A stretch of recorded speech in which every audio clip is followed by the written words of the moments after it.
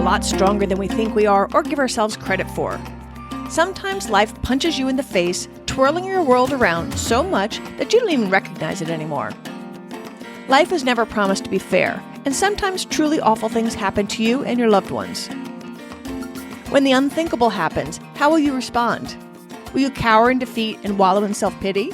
Or will you face your new challenges head on, making yourself do the things you do not want to do in order to take charge of your life again? Today we will chat with Eva, a woman who late last year began facing such challenges. This is her story of grit and resilience, and I can't wait to share it with you. So let's get started.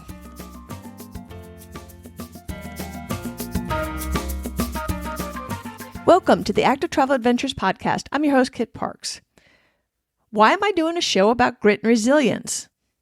Well, I have found that going on an adventure, particularly the ones that force you out of your comfort zone, build self-confidence, improve your ability to deal with hardship, and thus adventure travel will steel up your backbone, building your own grit and resilience. And like many of you who write to tell me that once they saw how I was going on some amazing adventures, yet there's nothing special about me and how I'm just like you without any particularly novel skills or athletic ability. So if I could do it, maybe you could have an amazing adventure yourself. I'm hoping that Eva's story will be an example for you for the next time life punches you in the face. You will be able to steel up your mind and body with grit and resilience. Now let's meet Eva. I met Eva last year when I was out on an adventure down in Peru, when I was about getting ready to climb Machu Picchu, and we had kind of an interesting meeting. Eva, welcome to the program, and how about telling us about our first meeting and how we got together in the first place? Yes, thank you so much for having me on your program. Apparently, we have a mutual Facebook friend, Mitzi, that she's been telling me about your blog for several months before our meeting in Peru. And so when she knew I was in Peru and she knew you were there at the same time in Cusco, she said, "Oh, you have to meet Kit." So I think I messaged you on Messenger, and we met at the hotel you were staying at. I had just finished my Inca trek, and you were getting ready to do that.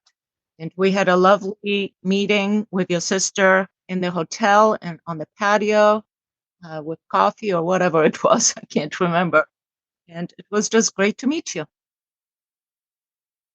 Yeah, and it was. And one thing I find when I meet fellow adventure travelers is you seem like you've already known each other when you meet. We were talking like old friends, even though we'd never met before. Exactly. That was really cool.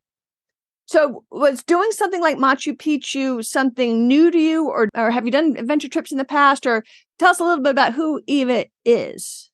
Well, so, I started kind of getting back to adventure lifestyle after my divorce. It originally started with cycling because that's what I needed to do at the time, kind of road cycling. And then it just expanded from that.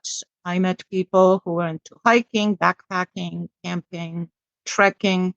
So until that year, 2022, it was mostly locally, domestically. I did some treks or backpacking trips in Michigan and surrounding states and North Carolina and Colorado.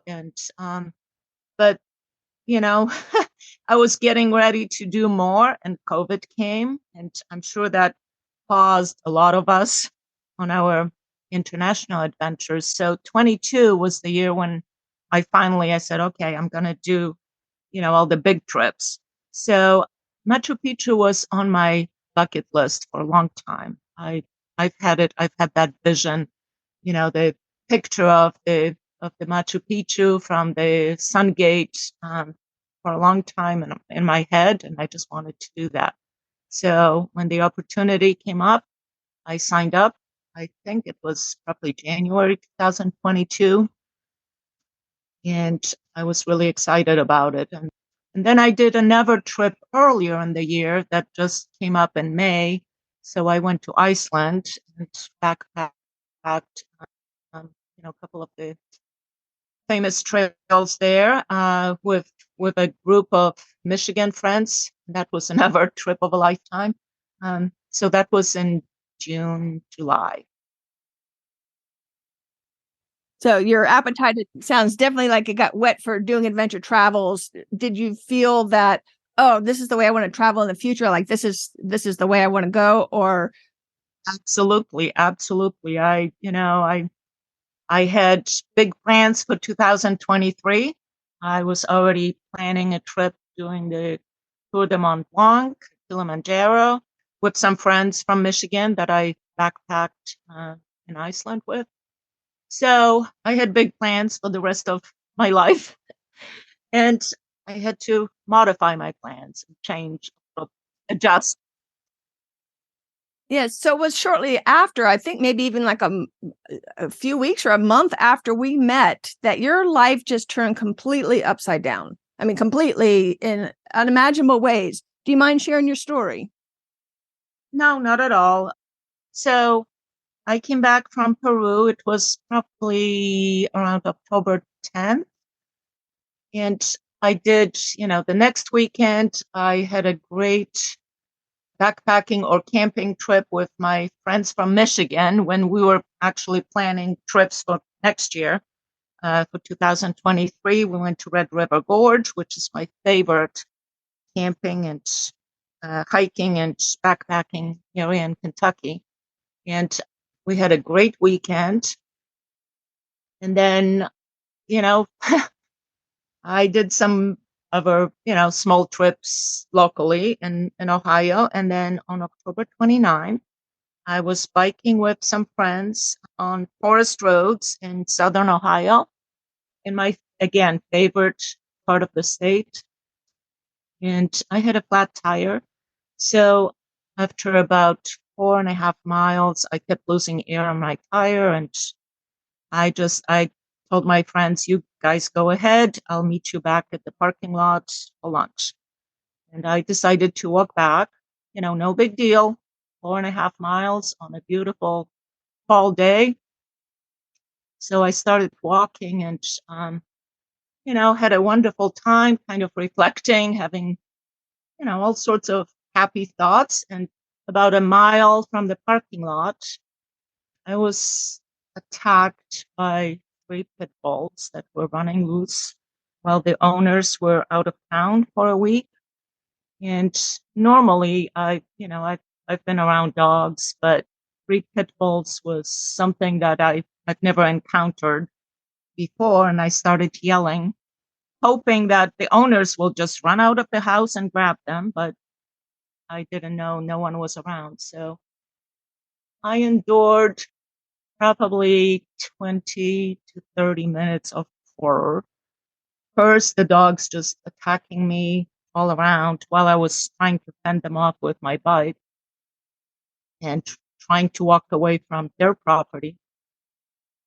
But then eventually I got tripped, and at that point, they just attacked me with vengeance. So yeah, it's not something I want to relive, but I was completely conscious the whole time.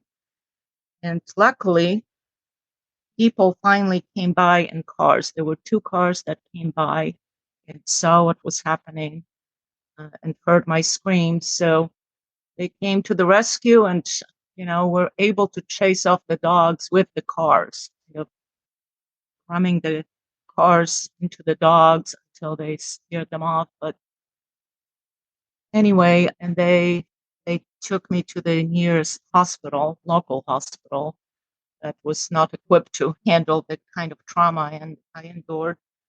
So I was life flighted to the trauma center in Columbus, Ohio, where I live. And the next day, my left leg had to be amputated above the knee, which I instantly knew. I knew while it was happening. So kind of I had already accepted the fact that I would lose one leg in order to save the rest of my life. So I was fighting the dogs to save my right leg and my torso and whatever I could. So anyway, October 29th was when the accident happened, and October 30th was my amputation date. So the surgeons, I'm sorry to have you relive that. it's okay. I've told this story many times, and the more I tell it, the more I actually feel more at ease because it doesn't really induce the kind of emotions that it did in the beginning. I look at it a year later as something that happened to me that I have to live with, and I've accepted it. I'm at the point of acceptance. I don't have the grieving, the denial, in the beginning that I went through. So I was going to ask you that. So do you literally go through what they call I think the 5 stages of grief? I did. I did. Yeah, I would think that you would. I mean, I've never been in anywhere close to your shoes. The closest I ever came, and nothing even bad happened, is I did have a pit bull charge me once, but fortunately I had a pitchfork. I was doing mulch. But I'll bet it was a decade before I was comfortable around big dogs again. So I can't even, yours is so much exponentially in a different universe. I mean, I can't even imagine what you've gone through.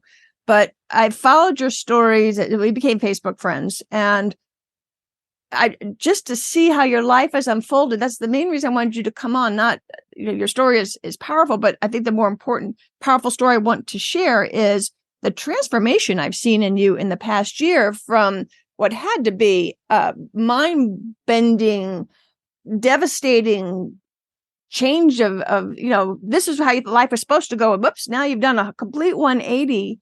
But I've seen some rays of hope too. So I want to kind of go through, maybe tell us like what you were feeling like immediately after, they stabilized you, and kind of walk us through your mental life for the last 12 months. So of course the beginning, I was in the hospital for 33 days. I had 5 different surgeries. Initially, the initial surgery was the amputation and the reconstruction of my right leg, which was pretty torn up. Um, and then, so the initial 2 surgeries were October 30th.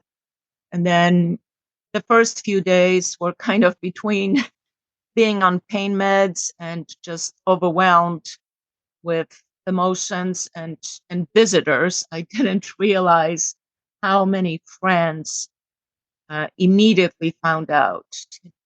That's the benefits and curse of social media.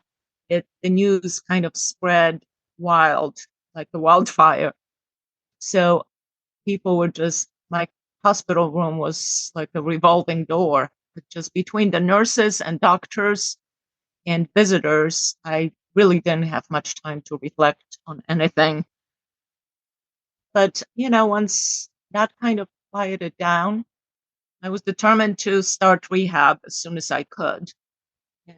So I was transferred to an inpatient rehab hospital, and I was really determined to get strong and be able to come home and, start my new life as an amputee. But unfortunately, I developed infection in my right leg where I had, you know, huge puncture wounds and just open cuts.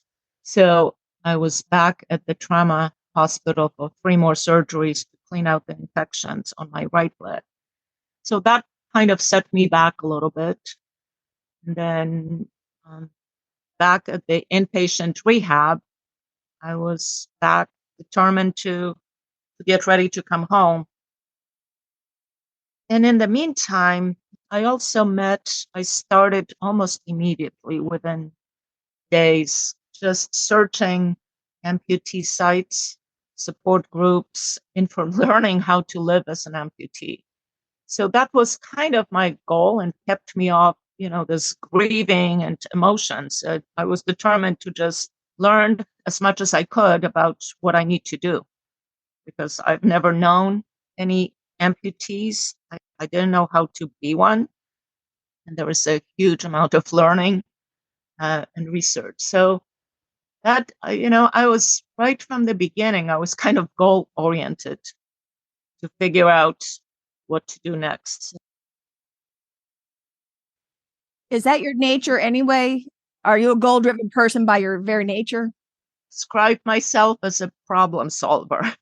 That was professionally, that was what I did at work. I was a business analyst. So I like to solve problems. And this was my big problem. And I had to figure it out. So, Right.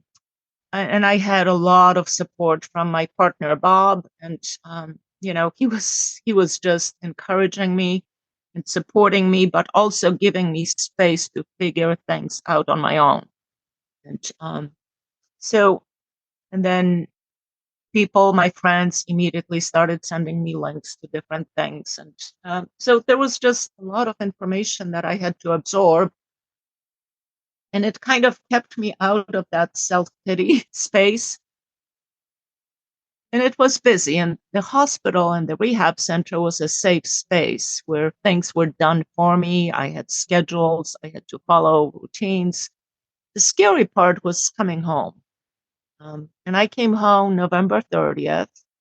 And it was exciting at first, but also scary because all of a sudden I had to be able to function and do things for myself. And that's kind of when I went into some dark spaces for a while.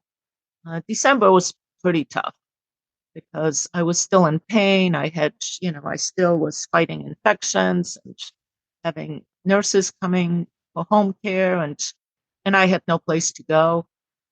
December, we had some snow here in Columbus, so it was scary to go out.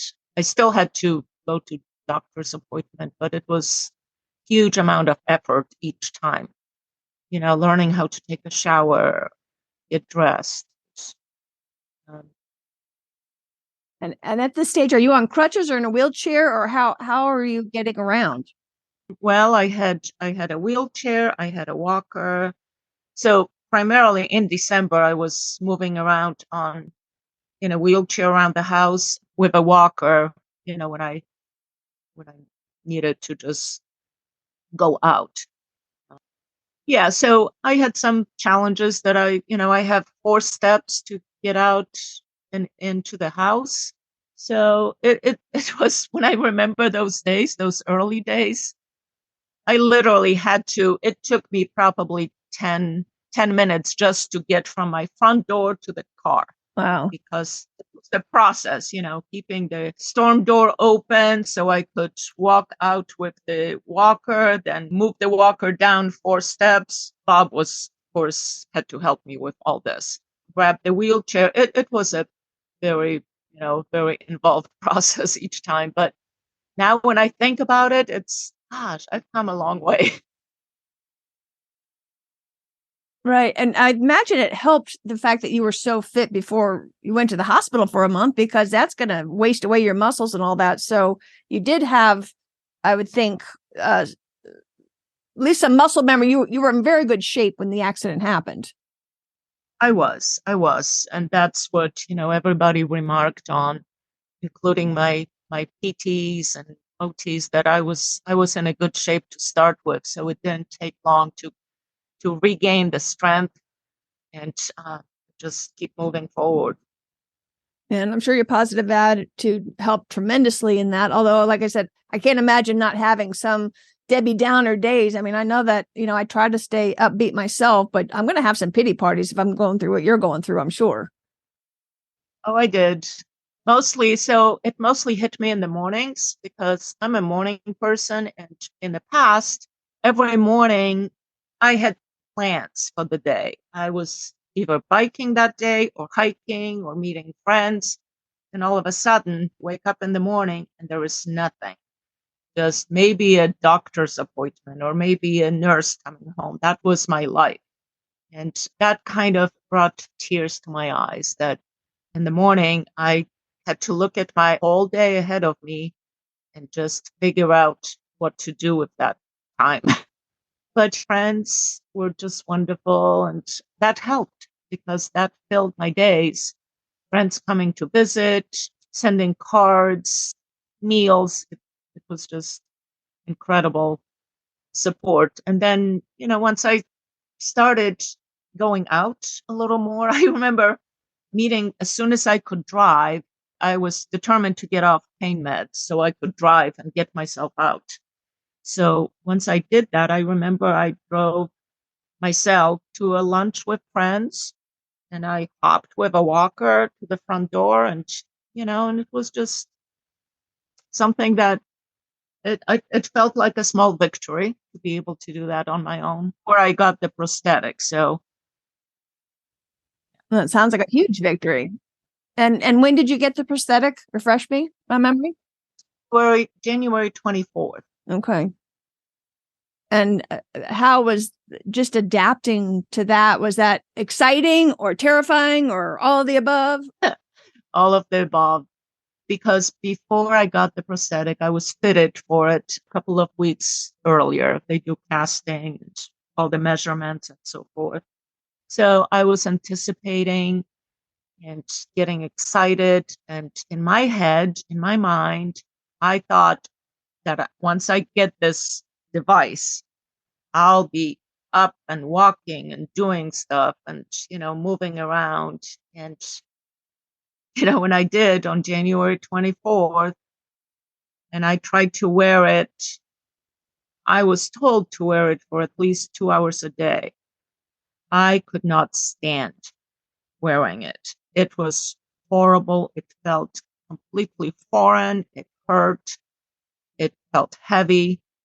I couldn't really move much on it. I couldn't wait to get it off me. But every day I wore it a little bit longer. I walked a little bit more. I figured if other people can do it, I can do it too. It was just this adjustment period.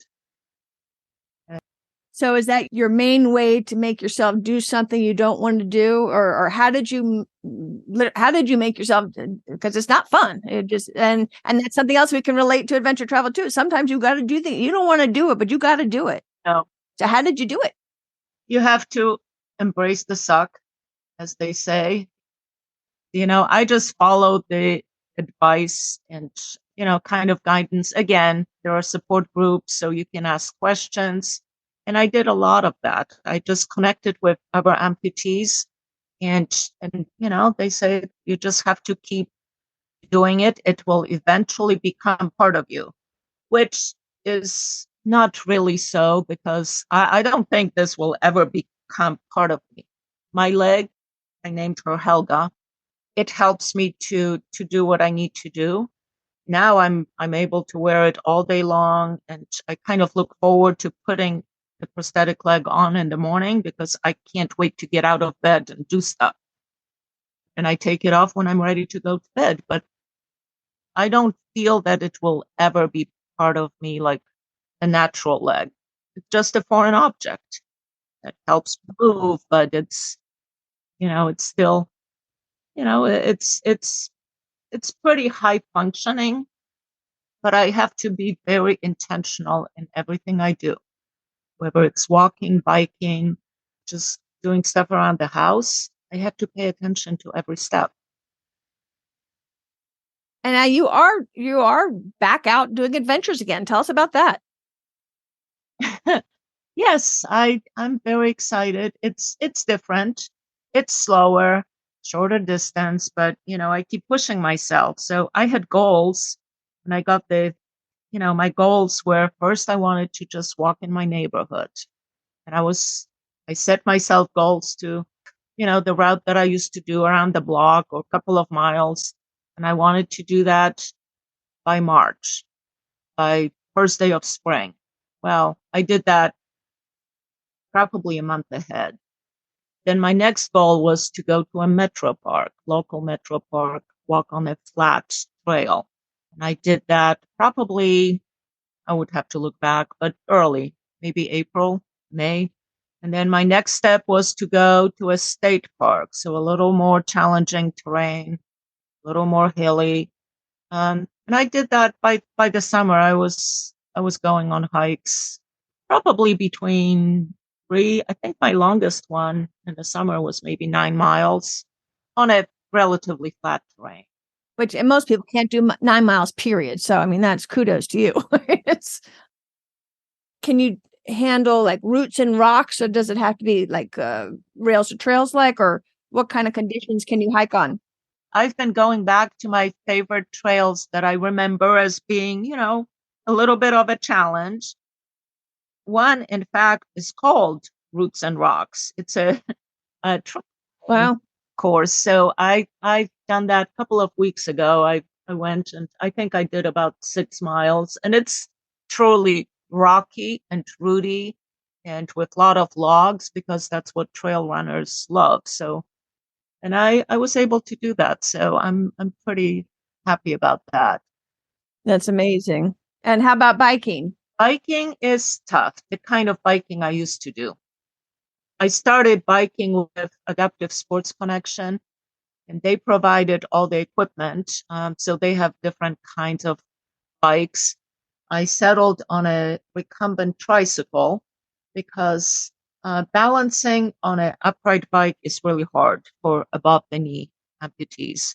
And I had trouble attaching my fake foot to the pedal without it falling off. So I finally figured out that trike is a good place to start. And once I tried different kinds, I figured out which one works for me best. I bought my own. So now I'm able to go on my own, either roll out of the house and go to a local trail or load it up in my car and just go meet friends at some other trails. Right now, I'm just biking on paved trails, and I'm happy about that. Are you able to paddle at all, or is that something, or how about the water sports? I've done kayaking all summer, so that was great. I love being on the water. In the past, I kayaked before, but it never was, anything. I just rented kayaks when I had a chance, but also Adaptive Sports Connection, local organization in Columbus, had weekly kayak trips, couple of times a week actually. So, and again, they provided all the equipment and volunteers, and I really enjoyed that. So wonderful. And now I go with friends. Either I did buy a folding kayak because it's easier for me to carry and lift into my car. I go with friends who brought hard shell kayaks for me. So it's part of my new adventure. And what happens if you go in the water? I remember when I was in the Galapagos, which was January, so you hadn't even gotten your leg yet. So is swimming something that's going to be a possibility, or what happens if you fall in? I mean, you're going to have a life raft on, but what is the outlook on that kind of thing? Like, is snorkeling in the Galapagos a possibility for you, or? Probably not. I mean, I have to stick to flat water and lakes for now, at least, because I do get in the kayak with my leg on because it's just easier to get in and out. So I have to be, kind of conscious that, I have to be on a kind of flat water, so there is no chance of falling. Of course, there is always a chance, but I'm pretty solid on the kayak, and I avoid rocking. And I always wear a life vest, but the leg is heavy, and if I fell into the water accidentally, it would probably bring me down, or I would have to figure out a way to take it off quickly so it wouldn't pull me down. I will not be going to Galapagos anytime soon. Well, but I would still keep that in mind, Eva, because I had my life jacket on. And what if you didn't wear your leg and because you have flippers on and you can be holding on to the ring and the life rings. So as long as you could go in without your leg, you might be able to do that because the water's pretty still outside of Kicker's Rock. Yeah, I could. Without the leg, I definitely go because I'm a swimmer. And so I've been swimming regularly, not in the summer, but, in the last winter in January, when before I got the leg, I was going to the local pool, and that was part of my exercise routine. So I was swimming, regularly, a couple of times a week. So yeah, I can swim without the leg easily.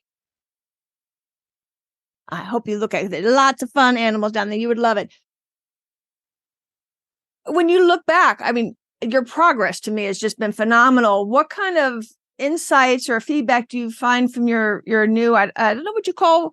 Is there like a nickname you call fellow amputees or anything? Or I don't know what the vernacular is. Yeah, so I have this local Columbus support group. It's called Bionic Limb Loss Support Group. There is a bunch of people in it, but the core group is maybe 12 or 15 people that show up to meetings and events. But I've learned a lot from them. And Bob, my support person, Bob, comes to the meetings and he's been just so impressed because from the first meeting we went to, and I was still in a wheelchair. I remember going to the first meeting in January. He was just impressed with the people there who are trying to figure out how to do things, not if they can do it, but how to do it. So it's that kind of support that, we exchange information. We have a chat group, and if someone is having trouble with something, we kind of help each other either in person or through just communications because we all go through the same things. There is phantom pain, there is skin infections, there is change of equipment, and every time something happens, you have to deal with all these things that normal people don't deal with. So it's been really good. Right. And it sounds like you're looking for solutions instead of, oh, I can. It's like, how can I? So it's an excellent mindset to get anything you want in life. Well, good for you. I bet you they were impressed with your progress, even with they all had the right attitude. I know I was. Like, holy crap. When I come to the meetings, there's like, oh my gosh, Eva, because I always, I'm the one who is like kind of a cheerleader and instigator to go and, exercise. So I found out there was a adaptive CrossFit class. So I try to get people to come to those classes and I always send them links and posts. And it's like, come on, show up. It's free. It's not hard. It's not as hard as you think. So I'm the one trying to get people to just get out of their comfort zone and do things. And I imagine you made a lot of friends through that group as well. I did. I have absolutely. Yeah, and now because I know what people with new amputees go through, I've reached out to other new amputees, and so I've met a lot of people, and they're just very grateful for the support and advice, and because it's a life changing event. It's a lot of learning. So I've met a person who lost her leg in a RV crash in September, and I've been to visit her a couple of times, and she's just forever grateful, and she can't wait to get a prosthetic so we can walk and bike together. Nice. What are the silver linings? Because yes, the whole episode is traumatic and awful, but some good tends to come out of even the worst situations. Yes. So my silver linings, and I have been thinking about it a lot. The friendships that I've gained or deepened, because you have a lot of friends. I have a lot of friends, but they're just casual acquaintances. But people really, really came through for me. They did fundraising. They delivered meals. They came to visit. I had no idea how many really good, dedicated friends I had. This whole accident, demonstrated that. And then the other thing is, I've learned to do things with more intention.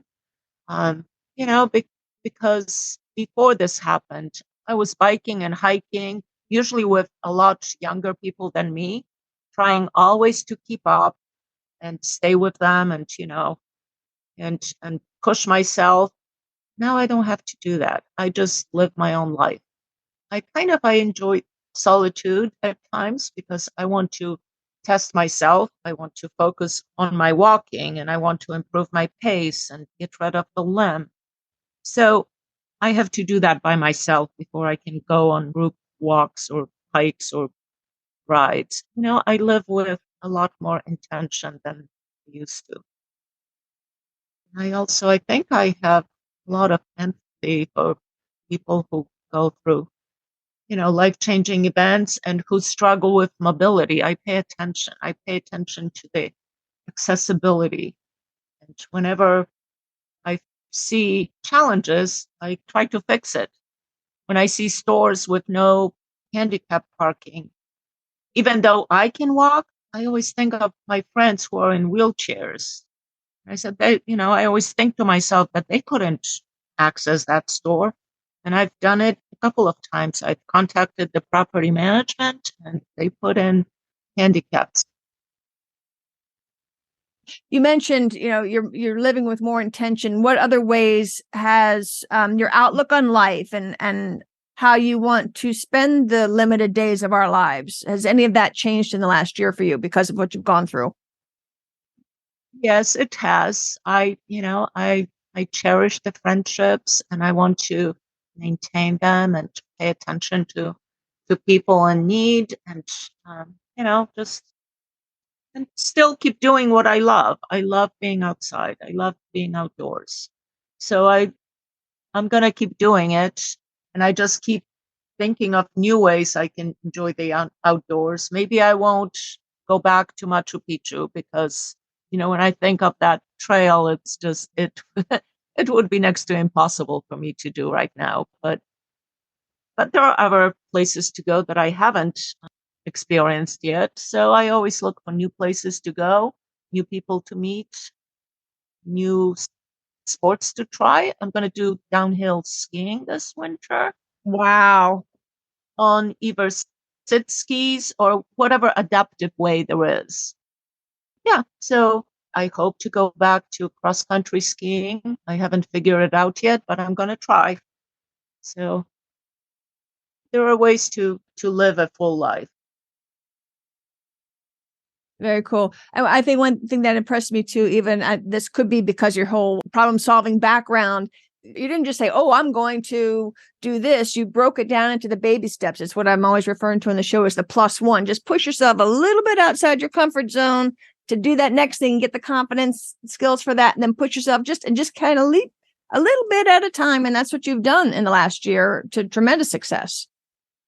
I have. I even did one overnight backpacking trip, which was wow. That was what you're talking about, that baby steps. I just went for one night to see if I could carry a pack. That was about 25, 28 pounds. Wow. And then go on kind of easy trail. It wasn't very far. It was about 4 miles in to the campsite. But it's challenging to get in and out of a small backpacking tent. Or even to set up the tent. Huh? I mean, holy mackerels, Eva. So now I know I can do it. So, I've been contemplating doing longer trips. And I also tested, because my leg has a microprocessor that I have to charge. I also figured out a way to charge it with a battery pack and it lasts. I can probably go for 3 or 4 days for a backpacking trip. So I'm going to do that next year. I've run out of time this year, but it's something that's absolutely possible to do. So I'm looking forward to it. Very cool. Well, like I said, your story is super inspirational. And I think a lot of the lessons from your life and your past year can be applied to the folks that listen to the Active Travel Adventures podcast, because we want to get out there and push ourselves. And you've done it to the nth degree. And it shows that building the skills that you get from adventure travel can translate into the other problems of life, as you've so brilliantly given us an example of in this last year. Do you have any final tips or advice for us of how, like I said, how to empower your own life, how to get the grit and resilience that you've shown people that it's possible, and to take the worst tragedies and turn them into the triumphs like you have? My advice is, and that's to myself too, always reach out and learn. And there is so much support and so much information, either on social media or internet. It's all out there. And there are other people living with those challenges that you're going through. So you're not the only one. And just figure out how to do it. I stopped telling myself that I can't. I did in the beginning, but now it's like the possibilities are there. It's slower, but that's okay.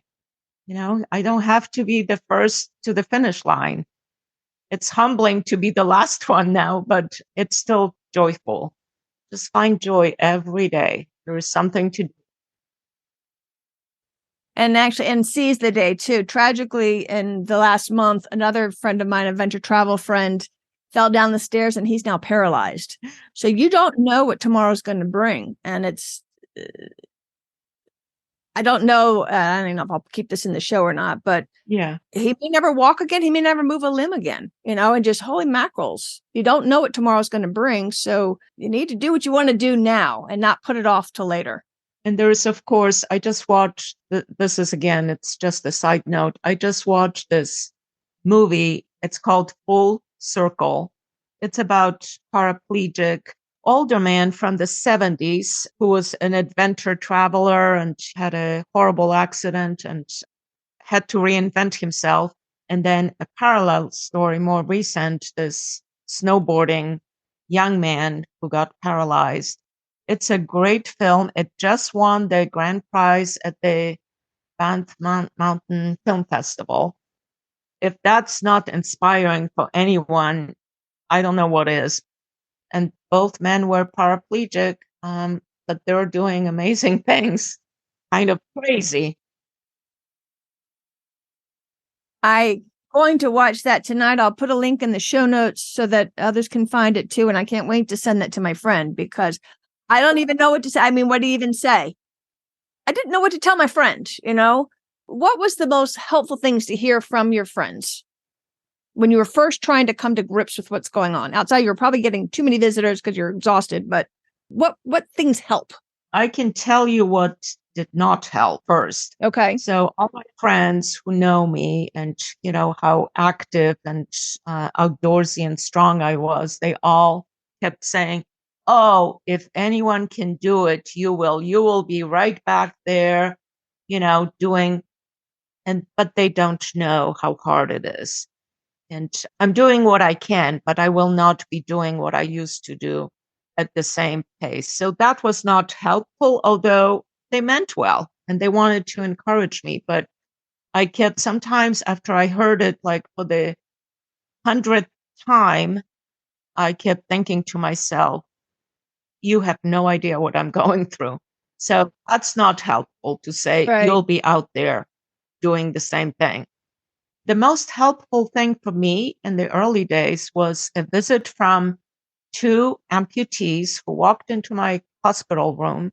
And I didn't notice, neither Bob or I noticed that they were on prosthetic legs because they walked in with such energy and they were wearing, rock climbing shirts. And they came in and they showed me what's possible. And they started telling their stories and they said they hike and rock climb and bike, probably not like crazy stuff, but enough to be really inspiring for me. And that was, Bob said, my eyes just lit up when I saw them. And I started talking about the possibilities of what can be done in a limited way. So, yeah, I don't know what else would be helpful. Just ask people how they really feel and just say, I have no idea what you're going through, but I'm here for you if you need me.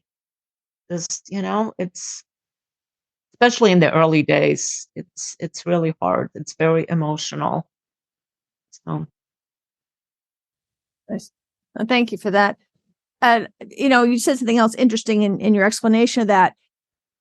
What's possible for you, as long as we challenge ourselves, whatever that challenge might be. It might be for some people just walking to the end of the block, could be, heroic, whereas you and I might think that's, whatever. But as long as you keep challenging yourself, you can still find joy, I think, in that accomplishment, no matter what that level is for you. Oh, yes, absolutely. Like you said, the baby steps. My first walk was on crutches around the block. It was painfully slow. I was very hesitant, but I did it. It was maybe, I don't know, half mile at the most. My next walk was a mile. Then I walked with one crutch. Then I walked with a cane. And then I carried the cane for a long time, just in case if I needed it. But it's these incremental, steps, incremental progress that I, now when I look back to see how far I've come and what it took to get there, that's empowering. If you can just, if people can just push themselves a little bit longer, a little bit more through discomfort, it gets easier each time. Another way I like to explain it too is every day, just push that ball a little bit towards the goal. I don't care how small the win is, just push it just a little bit. Eventually you're going to get to the goal, whatever the goal is. You will eventually get there by just these little baby steps of push, push, push, push, push, a little stretch, a little bit further than you think you can. And you'd be shocked and amazed at what you're able to do. And the confidence it gives you that you feel like you can conquer the world when you get these wins. Yes. Eva, you were an inspiration. I'm delighted to call you my friend, and I hope one day I can get you down here to Tennessee and we'll take you hiking here.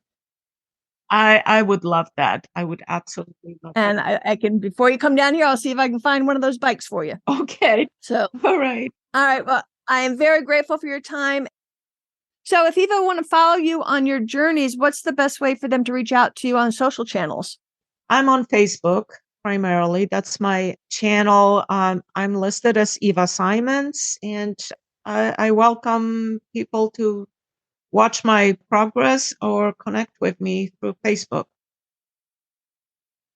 Right. I'll put a link to Eva's Facebook account on the show notes as well. And Eva, thanks again for coming on the program.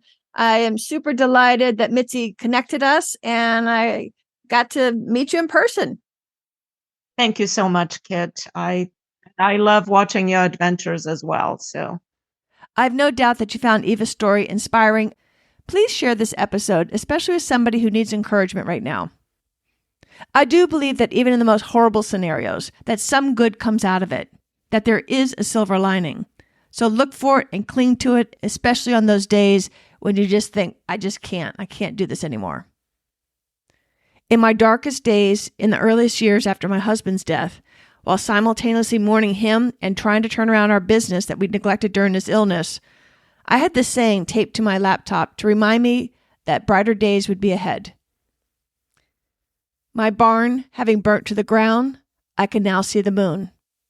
I knew that out of the ashes of this disastrous turn in my life, something good was going to come. I have absolutely no doubt I would not even be speaking with you today on this podcast were I still married. I wouldn't have time. I wouldn't have time to do the podcast. Most likely, I'd still be living in the Raleigh, North Carolina area, hiking with my local club, having a nice, great life.